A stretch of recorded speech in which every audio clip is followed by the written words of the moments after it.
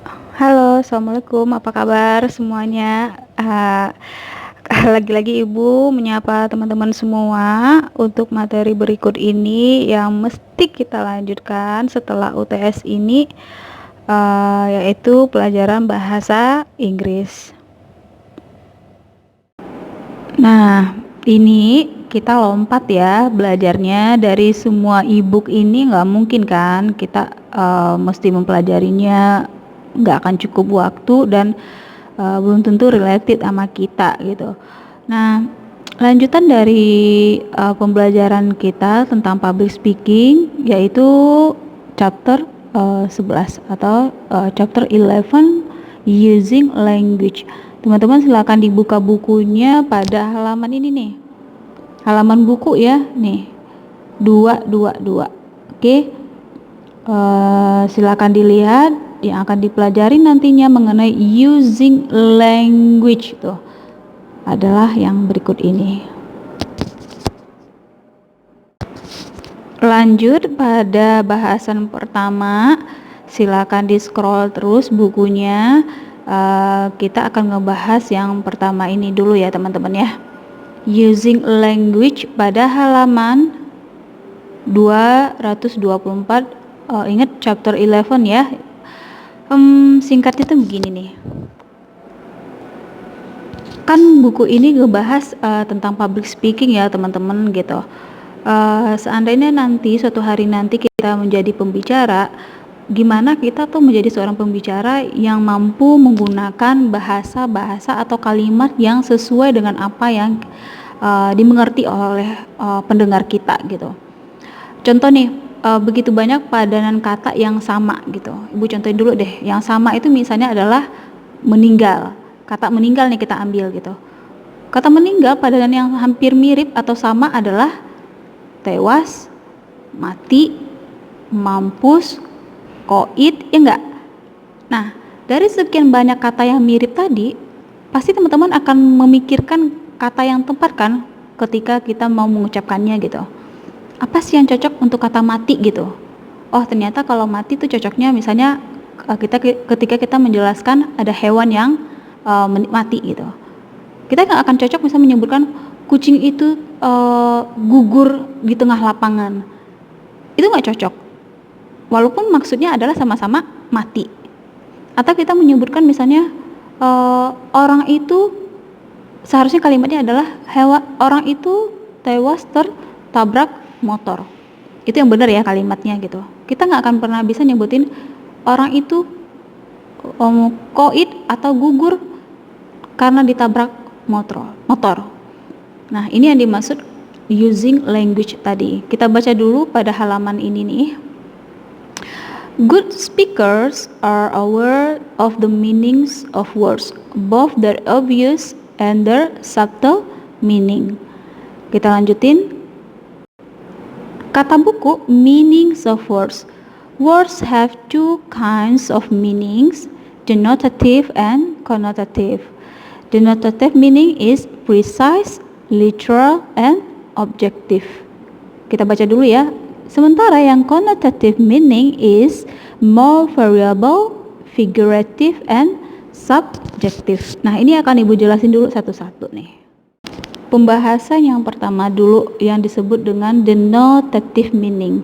Kalau di sini dilihat dari buku ini dijelasin ya.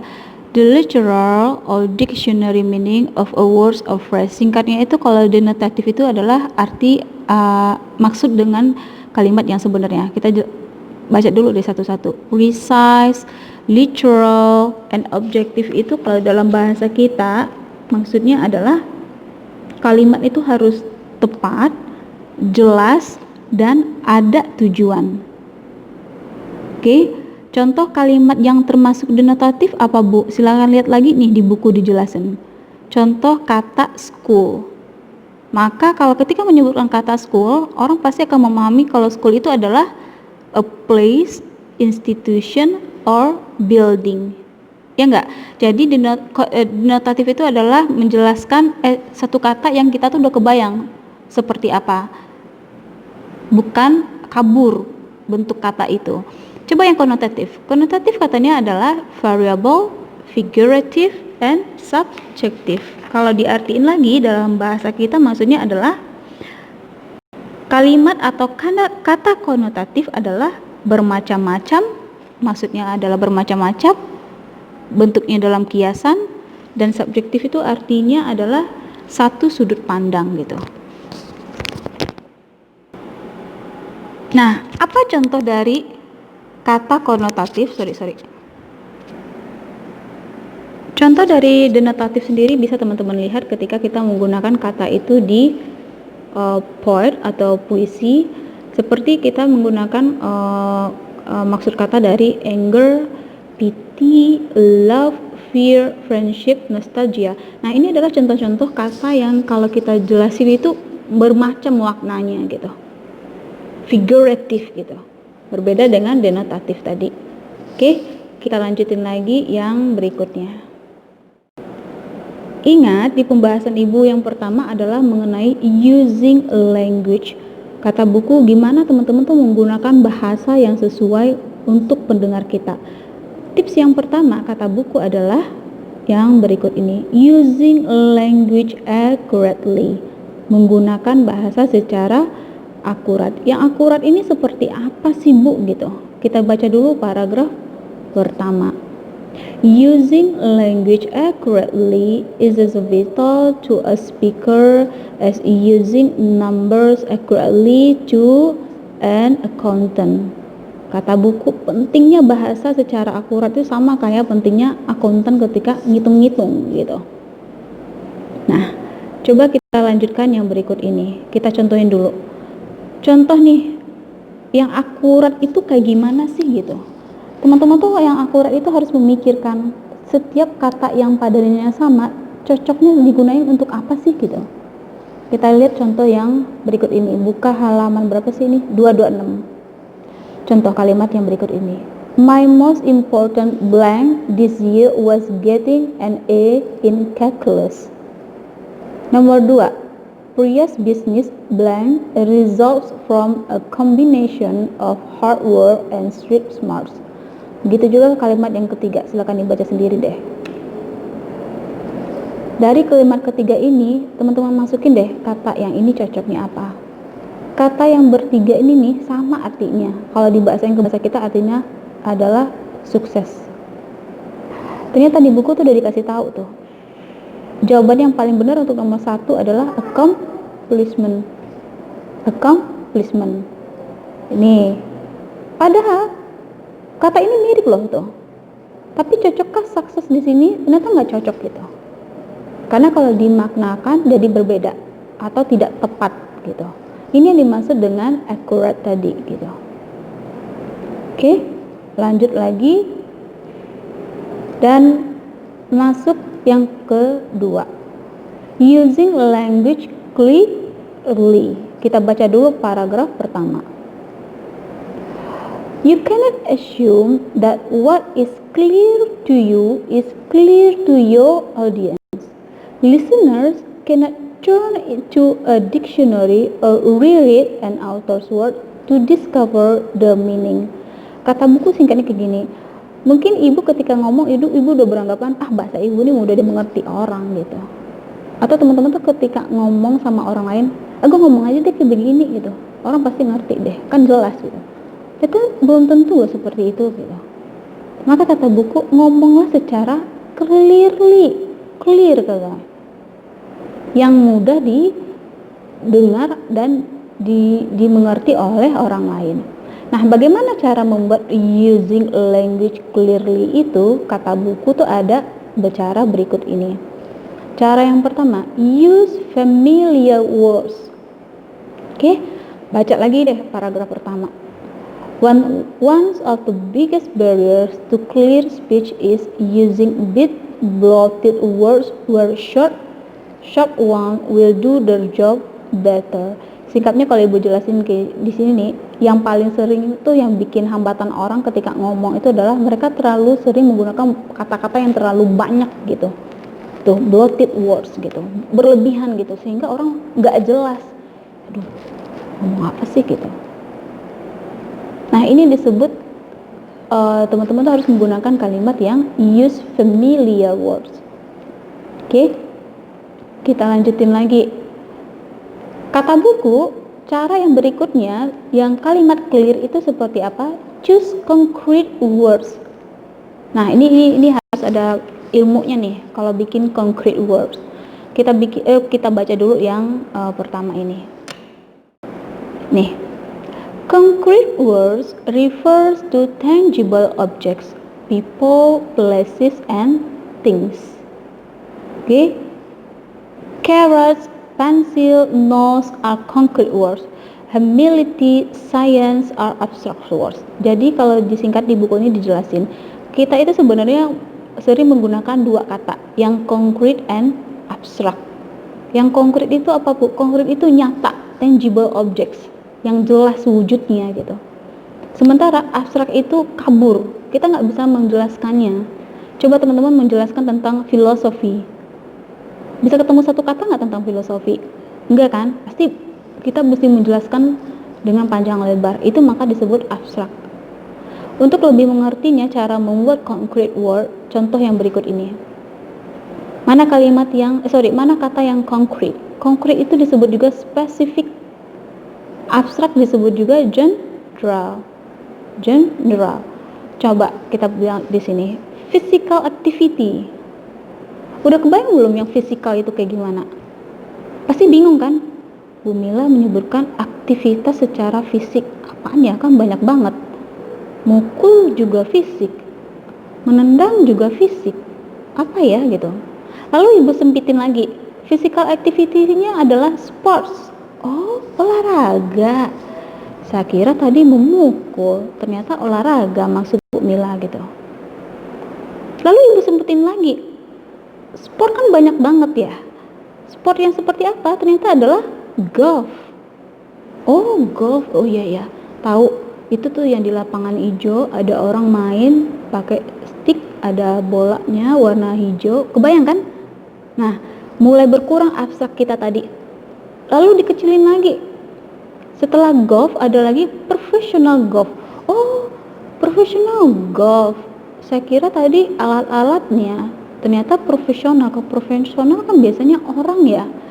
Siapa ya yang profesional itu? Baru masuk ke kalimat berikut ini.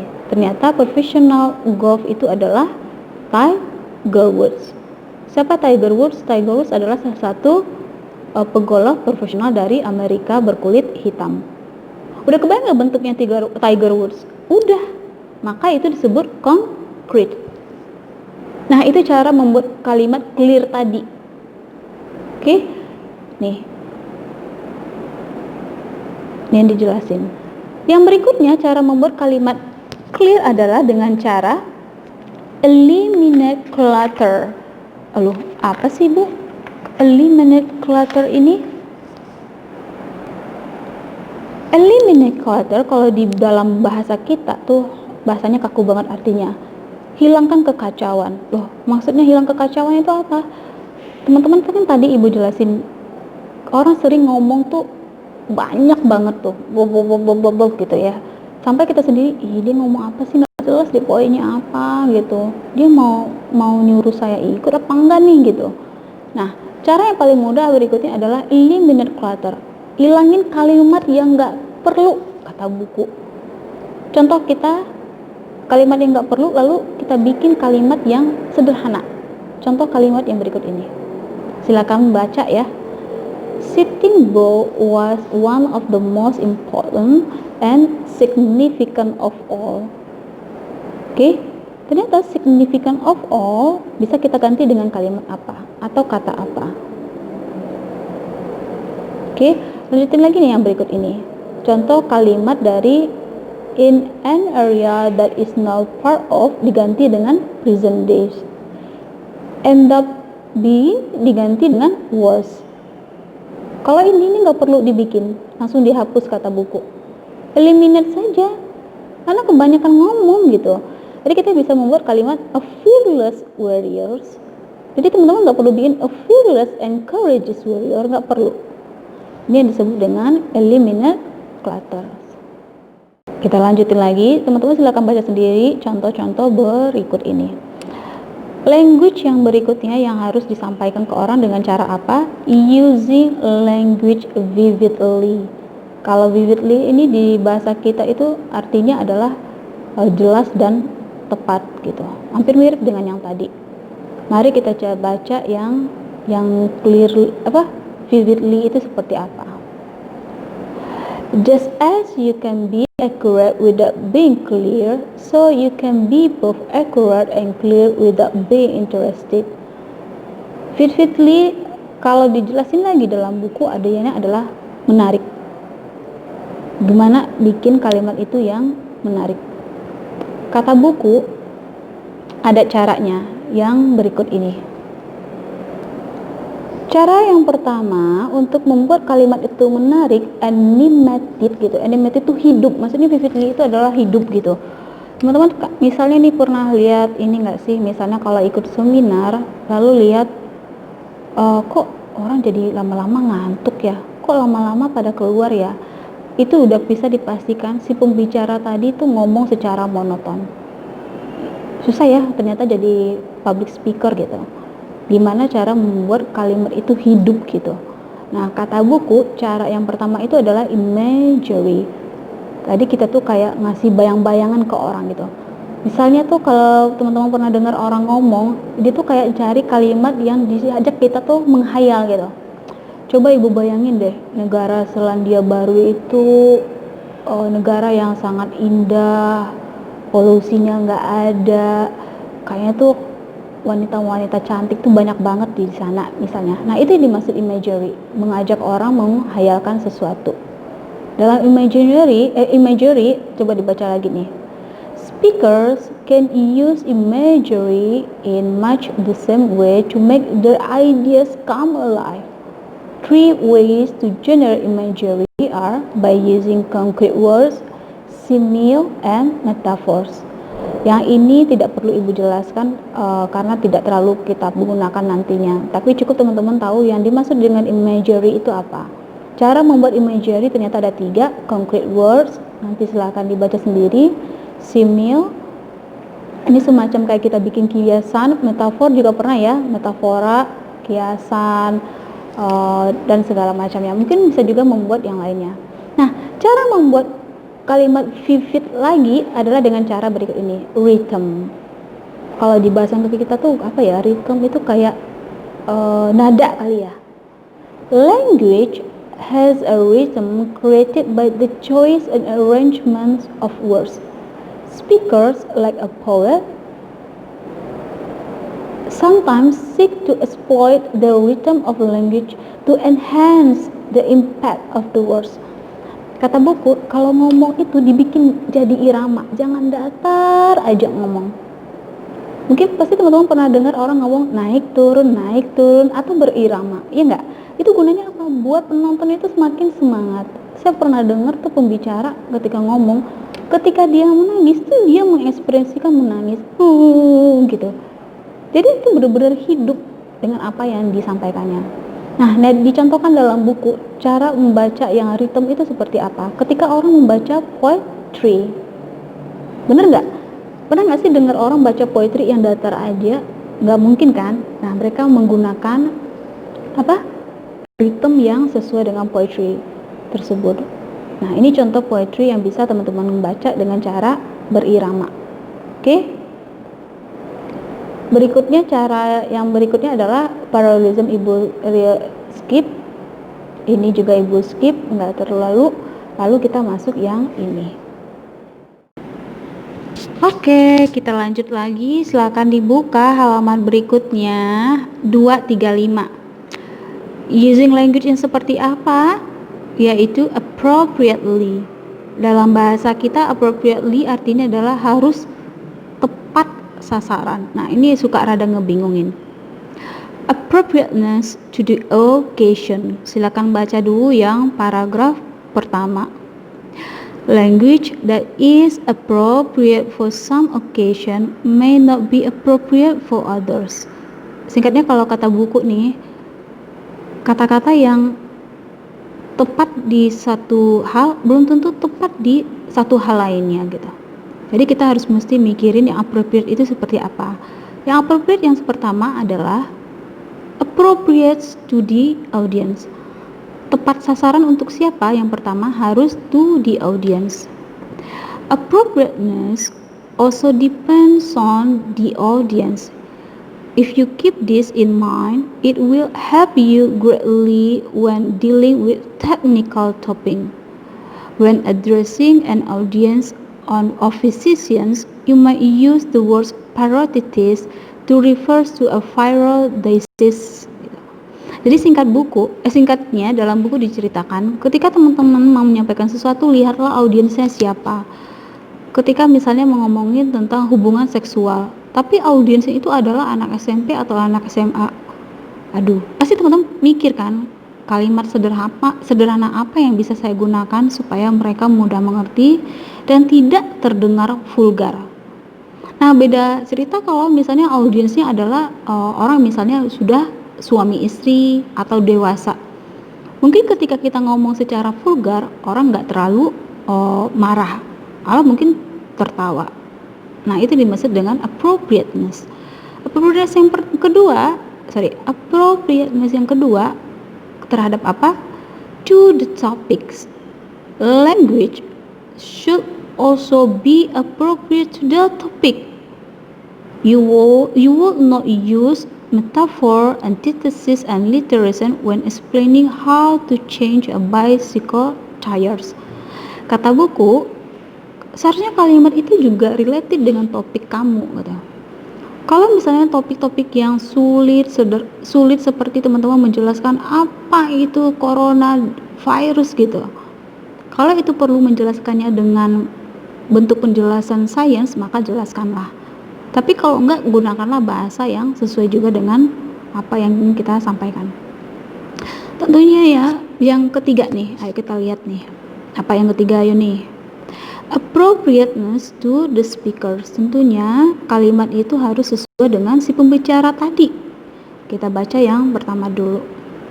No matter what the occasion, audience, or topic, language should also be appropriate to the speakers. Udah jelas kata buku. Every public speaker develops his or her own language style. Perhatikan deh ketika Najwa Shihab ngomong. Dan perhatikan juga ketika misalnya Indra Herlambang ngomong. Atau presenter-presenter lainnya. Mereka punya style tersendiri nggak? Iya kan? Nah, itu yang dimaksud dengan appropriateness. Nggak cocok banget tiba-tiba Najwa ngomong ke audiensnya, lo baru datang ya, penonton gue seneng banget ya, ini rame ya. Nggak cocok. Yang cocok seperti itu siapa? Mungkin adalah si Raditya Dika, si Ernest, dan yang lainnya. Itu yang dimaksud dengan appropriateness to the speakers. Udah, materi ini sebenarnya nggak terlalu banyak. Ibu udah jelasin tadi sedikit. Ibu ya tentunya yang bisa ibu pastikan adalah teman-teman harus mengerti dong gitu. Walaupun kita terkendala dengan pertemuan tatap muka, tapi videonya udah ibu kasih nih, ibu udah jelasin. Dan untuk yang halaman berikutnya tidak perlu dipelajarin karena tidak digunakan di latihan kita atau di tugas kita. Silakan lihat, udah selesai. Kita masuk nantinya di exercises for critical thinking. Oke, demikianlah pembahasan ibu mengenai chapter 11 ini, dan terima kasih.